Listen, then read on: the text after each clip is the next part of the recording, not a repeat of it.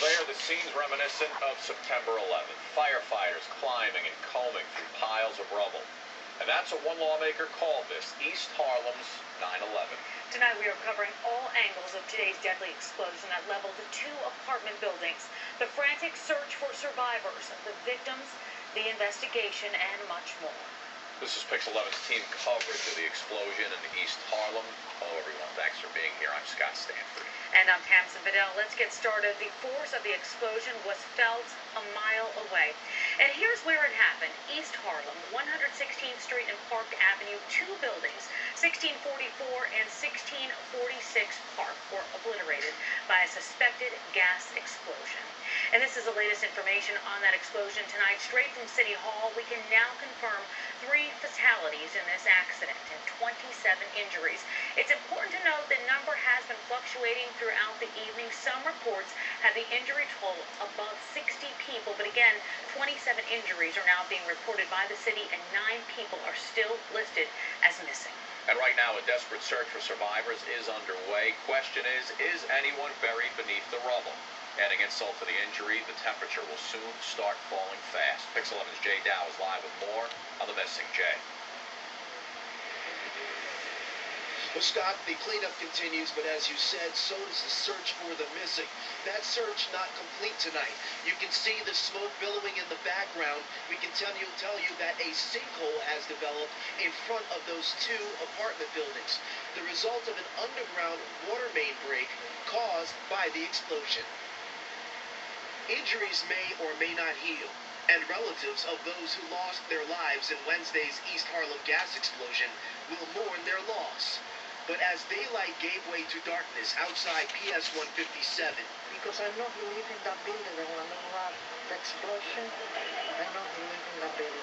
Residents like Maria Melendez were emotionally stuck, still reeling from the blast and worrying about her friend and neighbor, Georgie, who's still missing. I didn't see him around. I'll always see him around. And you don't know if he made it out.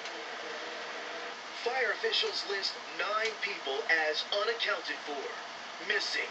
There's so much debris scattered in front of 1644 and 1646 Park Avenue that it will take some time to determine if there are any victims under the rubble. The hope is that the missing are safe elsewhere and just haven't been reached to confirm their whereabouts. Maria wasn't alone. There were several other people also hoping and praying their loved ones would turn up safe. They need comfort. American Red Cross volunteer Iris Allen spent a very long day comforting all of them. It's just a hard thing to hear that somebody is longing for their missing person, not knowing the status of that person, and they're waiting, but there is a lot of help, there's a lot of comfort, and they got family around them, and until they get that news, I think they're just going to be in that state of, concern and worry. We have the American Red Cross attending to those families. We have the NYPD detectives talking to those families.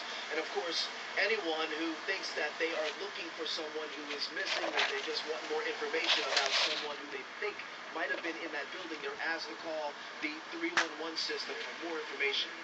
We're live in East Harlem tonight. Jay Dow, Pix 11 News. Scott, Tamsin, back to you. All right, Jay, thank you. There are new details about the people who died in this morning's explosion. 3 fatalities are confirmed, and we're now learning the identities of some of those victims. Pix 11's Nicole Johnson has this tragic part of the story for us tonight. Nicole. Well, we know one of those victims was a peace officer here at Hunter College at the 119th Street location. It was just 3 blocks away from where she lived. She was on medical leave. That's why she was home with her elderly mother in the apartment when the explosion happened. 44-year-old Griselda Camacho lost her life when her apartment building, one of 2, just exploded here on 116th Street and Park Avenue. The impact sent debris flying everywhere. Some people became trapped in their cars, in their apartments, in the rubble. Camacho is one of 3 confirmed dead. She was a peace officer here at Hunter College, worked at the Silverman School of Social Work just 3 blocks away from her apartment. Camacho's supervisor was too distraught to say much. He is also the chaplain for the peace officers. All of them are heartbroken.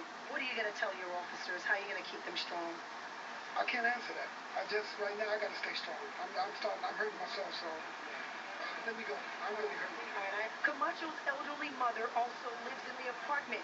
She was taken to the hospital in serious but stable condition.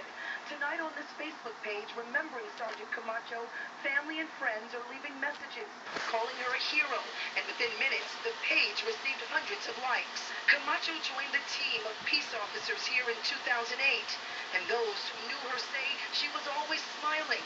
A spokesperson for Hunter College said in a statement, "Our hearts go out to Griseldi's family at this terrible time. We know this is a difficult time for all those who knew and worked with Sergeant Camacho. All of you will be in our thoughts in the days ahead." That's really tragic what happened, and just hearing about it, yeah, everybody seems